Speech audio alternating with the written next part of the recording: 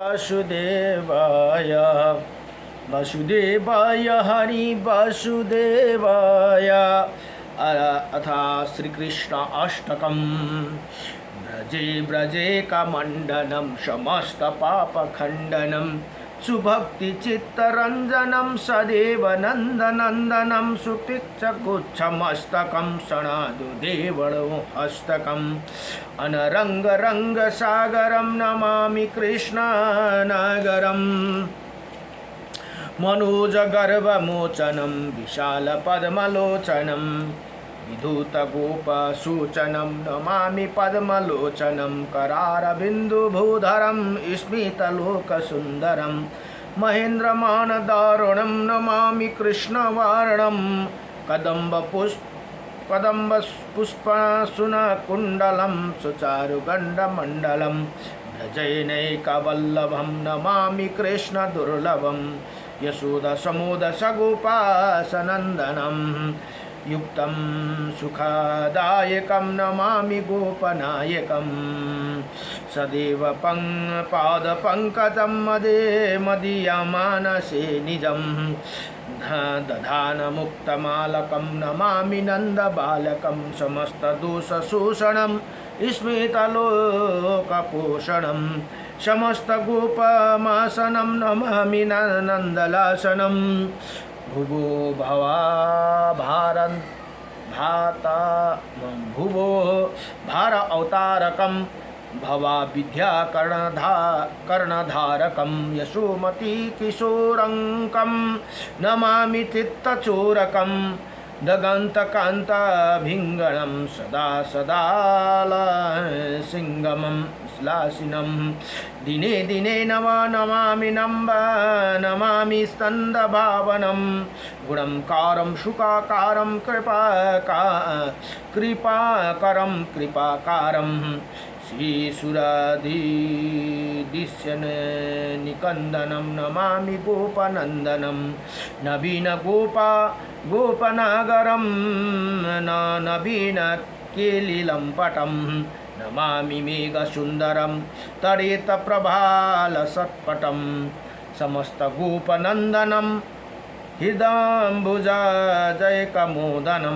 हदम्बुजैकमोदनं नमामि कुञ्जमध्यगं प्रसन्न भानुशोभनं निकामकामदायकं दकन्तचारुसायकं रसालावेणुनायकं नमामि कुञ्जनायकम्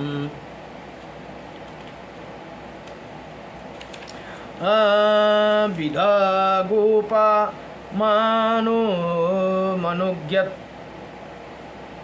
मनुज्ञतुल्यसानियं नमामि कुञ्जकानने प्रविद्धपायिनं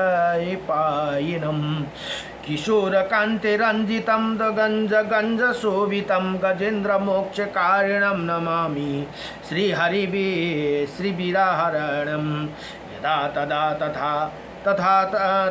तथैव कृष्ण सत्यकथा मया सदैव गीयतं तथा कृपा विधीयतं प्रमाणिकाष्टकदृशं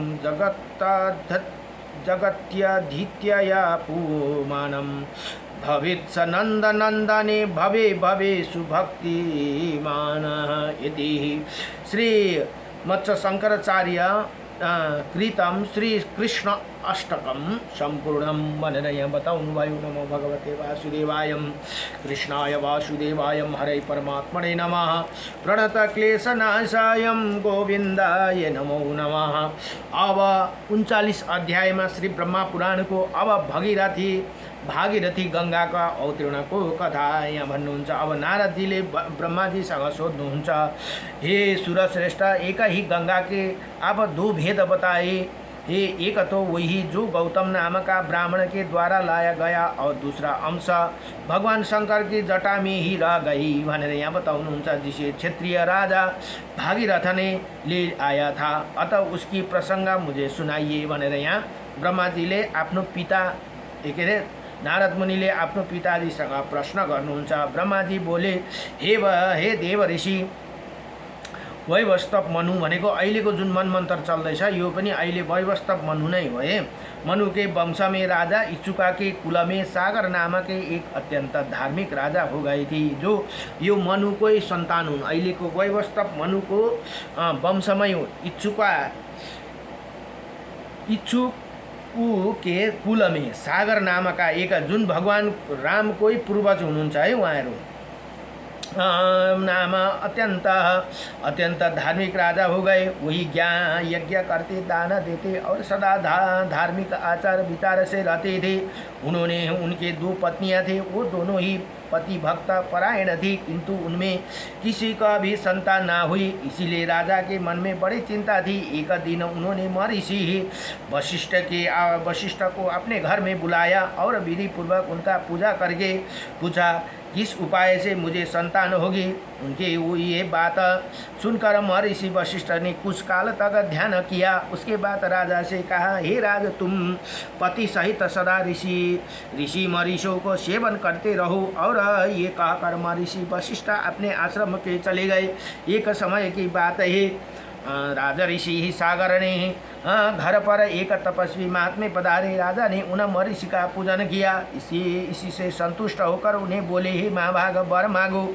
ये सुनकर राजा ने पुत्र होने के लिए प्रार्थना की। मुनि ने बोले, तुम्हारी एक पत्नी से पत्नी के गर्भ से एक ही पुत्र होगा किंतु वही वंशधार होगा और दूसरा स्त्री के गर्भ से 60,000 पुत्र उत्पन्न होंगे। लेकिन वरदान देकर जब मुनि चले गए वही उनके कथा अनुसार यथा समय राजा के हजारों पुत्र हुए। राजा सागर ने उत्तम दक्षिणा से युक्त बहुत तरह अश्वमेध यज्ञ किए। फिर एक अश्वमेध यज्ञ के लिए उन्होंने विधि पूर्वक दीक्षा ग्रहण की और अश्व की रक्षा के लिए सेना सहित अपने पुत्रों को नियुक्ति किया। अश्व पृथ्वी पर भ्रमण करने लगा। इसी बीच में कहीं अवसर पाकर इंद्र ने अश्व को हर लिया और रक्षकों को सौंप दिया। राजकुमार घोड़े का इधर उधर ढूंढने लगे परंतु कहीं भी नहीं मिले। उन्होंने दिखाई ना दिया। तब उन्होंने देवलोक में जाकर ढूंढा, पर्वतों और सुमेरों में खोजा और कितने ही जंगल छान डाले मगर कहीं नहीं उसका पता नहीं चला। इसी समय आकाशवाणी हुई, हे सागर पुत्र हो, तुम्हारे घोड़ा रसताल में बंधा है और कहीं नहीं है। ये सुनकर उन्हें रसताल में जाने के लिए उसे और से पृथ्वी को खोदने के लिए क्षुधा से पीड़ित होने पर वो सूखी मट्टी खोदने लगे। सूखी मट्टी खाते और दिन रात भूमि खोदते रहते। इसी प्रकार वो शीघ्र ही रसताल में जा पहुँचे। सागर के बलवान पुत्रों को वहाँ आया सुनकर राक्षस लोग थर थर उठे और उन्होंने वध का उपाय करने के लिए बिना युद्ध किए ही भयभीत हो उसी स्थान आए और महामुनि कपिल सो रहे थे। कपिल जी का क्रोध बड़ा प्रचंड था। राक्षसों ने वो घोड़ा को ले जाकर तुरंत ही कपिल जी के सरी हानि की और बांध दिया और स्वयं चुपचाप दूर खड़े होकर देखने लगे कि अब क्या होता है। इतने में ही सागर पुत्र रसताल में घुसकर देखते ही कि घोड़ा बंधा है और पास ही कोई पुरुष है सो रहे हैं। उन्हें कपिल जी को ही अश्व चुरा कर यज्ञ में विघ्न डालने वाला माना है और ये निश्चय ही किया कि इसी महापापी को मारकर हम लोग अपना अश्व महाराज के निकट में ले चले। वही बोले, अपना पशु बंधा है इसी ही खोल कर ले चले। इसी सोए हुए पुरुष को मारने से क्या लाभ। और अब 60,000 में अपना तरफबाट अनेक कुरा गर्न थाले। ये सुनकर दूसरे बोले, उठे हम सुरवीर राजा है, शासक है, हम पापियों को उठाए और क्षेत्रीय चित्त तेज से इसका वध कर डाले भनेर अब ती कपिल मुनिलाई त्यसरी सबैले गर्न थाले। ती राजाका पुत्रहरूले सागर राजाका पुत्रहरूले फिर क्या था वो मुनियों के कटु वचन ये भागीरथी सुनते हुए लातों से मार्ने लगे। अब हेर्नुहोस् त ती ऋषि मुनिलाई लातले हिर्काउन थाले सुतेको मान्छेलाई। इसी से मुनि श्रेष्ठ कपिल बड़ा क्रोध हुआ। उन्होंने सागर पुत्रों को और रोषपूर्ण दृष्टि से देखा और भस्म कर डाला। एक ताल ऋषिले आँखा खोल्ने बित्तिकै त्यो आँखाबाट अग्नि को ज्वाला आएर सबै ती 60,000 पुत्र अब भस्म भई भनेर यहाँ बताउनुहुन्छ। सागर पुत्र की और रोष व दृष्टि देखा, भस्म कर डाले वो सब का सब जलकर राख हो गए। नारद गए, हे नारद, यज्ञों में दीक्षित महाराज सागर को इसी सब बातों को पता ना लगा, उसी समय तुमने ही जाकर सागर को ये बात समाचार सुनाया भनेर यहाँ ब्रह्मा जी भन्नुहुन्छ। इसी से राजा को बड़ी चिंता हुई, अभी क्या करना चाहिए ये बात उनकी समझ में न आई। राजा सागर के एक दूसरा पुत्र भी था जिसका नाम था असमंजस, जो सागर को एउटै पुत्र हे यहीबाट वंश चल्छ भनेर ऋषिमुनिले अघि भनेथे नि। यी असमंजस थिए, वही मूर्खतावश नगर के बालकों को उठाकर पानी में फेंक देता था। तब पूर्ववासियों ने एकत्रित होकर राजा सागर को इसी बात सुना दी। पुत्र का ये अन्याय जानकर महाराजा को बड़ा क्रोध हुआ। उन्होंने अपने आत्मियों से कहा कि ये असमंजस बालक की हत्या करने वाला तथा क्षेत्रीय धर्म का त्यागी है, अतः ये इस देश का। अब त्यस्तो पापी भएपछि आफ्नै पिताले यस्तो खालको वचन यहाँ भन्न थाले, त्याग करदे। महाराज ये आदेश सुनकर आत्मियों ने राजकुमार को तुरंत देश निकाला दे दिया भनेर यहाँ भन्नुहुन्छ। असमंजस वन में चला गया। अब राजा सागर चिंता करने लगी कि हमारे सब पुत्र ब्राह्मण के शाप से रसताल में नष्ट हो गए, एक ही बचा था वो भी वन में चला गया। इसी समय मेरा क्या गति होगी। असमंजस के एक पुत्र था, उसका नाम था अंशुमान। अब पुत्र खराब भए पनि नाति त खराब हुँदैन। ये असमंजस के पुत्र था अंशुमान, नाम से विख्यात हुआ। यद्यपि अंशुमान अभी बालक था तो भी राजा ने उसे बुलाकर अपने कार्य बतलाया। अंशुमान ने भगवान कपिल की आराधना की और घोड़े लेकर आकर राजा सागर को दे दिया भनेर यहाँ भन्नुहुन्छ। इसी से ये यज्ञ पूर्ण हुआ। अब त्यो नाति गएर भगवान कपिललाई प्रार्थना गरेर, हे भगवान, गल्ती गरे हाम्रा पूर्वजहरूले, अब हामीलाई यो अश्व म लाँदैछु भनेर कपिल ऋषिसँग प्रार्थना गरे भनेर यहाँ बताउनुहुन्छ। अब आराधना की और घोड़े भनेको अश्व भनेको घोड़ा है, जो लेकर आज राजा सागर के दे दिया। इसी से वो यज्ञ अश्वमेध यज्ञ पनि पूर्ण भयो। अब अंशुमान के तेजस्वी पुत्र का नाम था दिलीप। अंशुमान को पुत्र दिलीप भए। दिलीप के पुत्र परम बुद्धिमान भागीरथी हुए, जसले गंगा मातालाई यो पृथ्वीमा अवतार गराएर ल्याउनु भयो। उहाँको नाम भागीरथी। यी जो इचुका वंशको राजा हुन् है, इचुका वंशकै हुन् यी भगीरथी। जब आफ्नै समस्त पितामह भनेको परपितामह दुर्गति हाल सुना, तब उन्होंने बड़ा दुख हुआ। उन्होंने नृपश्रेष्ठ सागर से विनय पूर्वक पूछा, हे महाराज, उनका सब उद्धार कैसे होगा। राजा ने उत्तर दिया, बेटे, ये तो भगवान कपिल ही जानते हैं। ये सुनकर बालक भागीरथी रसताल में गए और कपिल को नमस्कार करके अपना सब मनोरथ उन्हें कहा सुनाया। कपिल मुनि बहुत देर तक ध्यान करके बोले, हे राजा, तुम तपस्या द्वारा भगवान शंकर की आराधना करो। उनकी जटा में स्थित गंगा है, गंगा के जल से अपने पितरों को भस्म को अपलावित करू। भस्म भनेको त्यो खरानीलाई गंगामा, अब गंगा जब अवतीर्ण गरेर आए, जहाँ भस्म भएको थियो उनीहरूको पूर्वज, त्यही सबै गंगाले बगाएपछि सबै मुक्ति हुन्छन् भनेर यहाँ बताइदिनु भयो। इसे तुम भी अहिले किन त मान्छेको अहिले पनि अस्तु लिएर जाने चलन के कारणले गर्दा भन्दा यही भएर गंगामा त्यो बगाएपछि मुक्ति हुन्छ भन्ने चलन छ, शास्त्रले त्यो बताइएको छ। त्यही कारण यहाँ अब यी भागीरथी गंगाको कथाबाट आउँदैछ। हे बहुत ध्यान करके बोले, राजा, तुम तपस्या द्वारा भगवान शंकर की आराधना करो। उनकी जटा में स्थित गंगा जल से पितरों के भस्म अपलावित करो। इसी तुम कृतार्थ होगे, तुम्हारे पितरा भी कृत्य हो जाएंगे।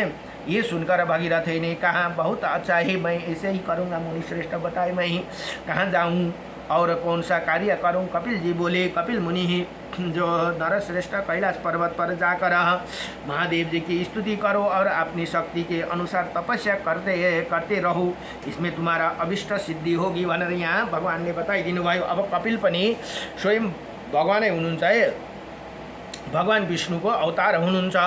मुनि ये वचन सुनकर भागीरथी ने उन्हें प्रणाम किया और कैलाश पर्वत की यात्रा की। वहाँ पहुँचकर पवित्र वो बालक भागीरथी ने तपस्या निश्चय किया और भगवान शंकर के संबोधित करके इसी प्रकार कहा, प्रभु मैं बालक हूँ, मेरे बुद्धि भी बालक की है और आप भी अपने मस्तक पर बाल चंद्रमा की धारण करते ही मैं कुछ भी नहीं जानता, आप मेरी इसी अनजान पाप से ही प्रसन्न होइए। हे अमरेश्वर, जो लोग वाणी से, मन से और क्रिया से कभी मेरे उपकार करते हैं तथा हित साधन में संलग्न रहते, उसी कल्याण करने के लिए उमा सहित आपको प्रणाम करता हूँ। मन यहाँ भागीरथीले बड़ो दिव्य प्रार्थना करे, आप देवता आदि के लिए भी पूज्य है और पूर्वजों ने मुझे भी अपने सगोत्र और समान धर्म के रूप में उत्पन्न किया है, पालन पोषण कर बड़ा बनाया। भगवान शिव उनका अभिष्ट मनोरथ पूर्ण करने में बालचंद्र का मुकुट धारण करने वाला भगवान शंकर के नित्य प्रणाम करता हूँ भनेर बड़ो दिव्य प्रार्थना गरी। अभी भागीरथी के एक कर वही भगवान शिव उनके सामने प्रकट हो गए और बोले, हे महामते, तुम निर्भय होकर कोई वर मांगो तो वस्तुतः देवताओं के लिए भी सुलभ नहीं, वो भी मैं तुम्हें निश्चय दे दूंगा भनेर यहाँ भगवान शिव भन्नुहुन्छ। ये आश्वासन पाकर भागीरथी ने महादेव जी से प्रणाम किया और प्रसन्न होकर कहा, हे देवेश्वर, आपकी जटा में जो सरिताओं में श्रेष्ठ गंगा जी विराजमान है, उन्हें ही मेरा पितरों का उद्धार करने के लिए दे दीजिए, इसी मुझे सब कुछ मिल जाएगा। सब महेश्वर ने हंसकर कहा, बेटा मैंने तुम्हें गंगा दे दी, अब तुम उनकी स्तुति करो। महादेव जी का वचन सुनकर भागीरथी ने गंगा जी को प्राप्ति के लिए भारी तपस्या की और मन को स्वयं में रखकर भक्तिपूर्वक गंगा का शतवन किया। और बालक होने पर भी भागीरथी अबालक को चित्त पुरुषार्थ करके गंगा जी का भी कृपा प्राप्त की। महादेव जी प्राप्त हुई गंगा को पाकर उन्होंने उनके परिक्रमा की और हाथ जोड़कर कहा, हे देवी महामुनि कपिल के शाप से मेरे पितर दुर्गति में पड़े हुए माता, आप उनका उद्धार करें भनेर बडो दिव्यसँगले अब राजा भागीरथीले यहाँ प्रार्थना गरे है। देवी गंगा सबका उपकार करने वाली है और स्मरण मात्र से यहाँ हेर्नुहोस् त, भगवती गंगा का स्मरण मात्र हर हर गङ्गे भन्नाले मात्रै पनि मान्छेको पापहरू नष्ट हुन्छ भनेर यहाँ बताउनु हुँदैछ। गंगा सरस्वती यमुना सब जति पनि नदी के अरे छन्, उहाँहरूलाई स्मरण गर्दा मात्रै पनि हाम्रो पापदेखि मुक्ति हुन्छौँ भनेर यहाँ भन्नुहुँदैछ। स्मरण मात्र से सब पापों का नाश कर देती है। उन्होंने भागीरथी का प्रार्थना सुनकर तथास्तु कहा और लोगों का उपकार एवं पितरों का उद्धार करने के लिए भागीरथी के कथा अनुसार सब कार्य किया भनेर यहाँ बताउनु भयो। अब राजा सागर के जो पुत्र भस्म होकर रसताल में पड़े थे, उन्हें अपने जल से अपलावित करके गंगा जी ने उनके खोदे हुए गड्ढे को भर दिया भनेर यहाँ भन्नुहुन्छ। जो 30-60 हजार पुत्रले खनेर खाल्टा बनाएको थिए, गंगा आएपछि सबै त्यो समतल बनाइदिनु भयो भनेर यहाँ बताउनुहुन्छ। हे महामुनि, इसी प्रकार तुम्हें क्षत्रिय गंगा का वृत्तांत सुनाया है। ये महेश्वरी वैष्णवी ब्रह्माही पावनी भागीरथी देवी नदी तथा हिमगिरी शिखर स्रवा हिमाचल के चोटी पर रहने वाली आदि नामों से पुकारी जाती है। इसी प्रकार महादेव जी का जटा में स्थित गंगा का जल दो स्वरूप में विभक्त हुआ। एक स्वरूप में के अरे गोदावरी गौतमले उतार्नु भयो भने अर्को स्वरूपमा भागीरथी गंगा भनेर आउनु भयो भने यहाँ बताउनु भयो। दो रूप में भक्ति विभक्त हुआ। विघ्नगिरी के दक्षिण भाग में जो गंगा है उनका गौतमी अथवा गोदावरी भनेर भनिन्छ भने कहते हैं, और विघ्नगिरी के उत्तर भाग में स्थित गंगा भागीरथी कहिलाई एकै ठाउँबाट दुईपट्टि छुट्टिनु भयो। एकपट्टि गौतमी भएर छुट्टिनु भयो भने गौतमी गंगा अथवा गोदावरी हुनुभयो भने एकपट्टि यताबाट भागीरथी भएर हुनुभयो। र यो जुन भागीरथी गंगा छ, यो चाहिँ गंगा माताको चाहिँ ठुलो महत्त्व छ। जति पनि गंगा हुनुहुन्छ त्यति नै महत्त्व छ। जस्तै नर्मदाको पनि महत्त्व, सरस्वतीको महत्त्व, भागीरथी सबैको महत्त्व छ। तर पनि गंगाले चाहिँ अब सब हाम्रो पापहरू धुलाको कारण गंगालाई अति महत्त्व मानिएको छ। अझै महत्त्व त झन् अहिले यो कलियुगमा त काली गण्डकी जुन कृष्ण गण्डकी जहाँ शालिग्राम भगवान प्राप्त हुनुहुन्छ, यो गंगा त झन् साक्षात् एकदम, किनभने किन महत्त्व ज्यादा भयो त भन्दा यो कलियुगमा 5000 वर्ष काटेपछि यी सरस्वती के अरे गङ्गा सरस्वती यमुनाहरू जान्छन् अरे माथि वैकुण्ठ जानुहुन्छ। त्यसले गर्दाखेरि एउटा यस्तो खालको गङ्गा हुनुहुन्छ कि जहाँ भगवान् स्वयं प्राप्त हुनुहुन्छ। उहाँ चाहिँ यो कलियुगको अन्तसम्म पनि भागी के अरे काली गण्डकी अथवा कृष्ण गण्डकी भनेर पनि भनिन्छ। यो माथि मुक्तिनाथबाट दामोदर कुण्डबाट छुट्टिनु भएको छ अनि दामोदर कुण्डबाट बगेर आउनुभएको जो कृष्ण गण्डकी त्यहीँनिर भगवान् शालिग्राम साक्षात् अहिलेको कलियुगको चाहिँ साक्षात् जीवित भगवान् मानिन्छ शालिग्रामलाई। जस्तै नर्मदेश्वरमा जीवित मानिन्छ भगवान् शिवको भने त्यस्तै शालिग्रामलाई अहिले भगवान् साक्षात् जीवित मानिन्छ। हामीले दर्शन यदि भगवान्को साक्षात् गर्नु छ भने चाहिँ शालिग्राम ल्याएर पूजा गर्नुपर्छ। शालिग्रामलाई प्राण प्रतिष्ठा गर्नु पर्दैन। जस्तै नर्मदेश्वरलाई प्राण प्रतिष्ठा गर्नु पर्दैन त्यस्तै शालिग्रामलाई पनि घरमा ल्याएर डाइरेक्ट पूजा गर्न मिल्दछ। किनभने भगवान् अलरेडी त्यसभित्र आत्मा हुनुहुन्छ अब भनेर शास्त्रमा बताइएको छ र यति भनेर आज यो श्री ब्रह्मा पुराणको 39 अध्यायमा अब भागीरथी गङ्गाका उत्पत्तिका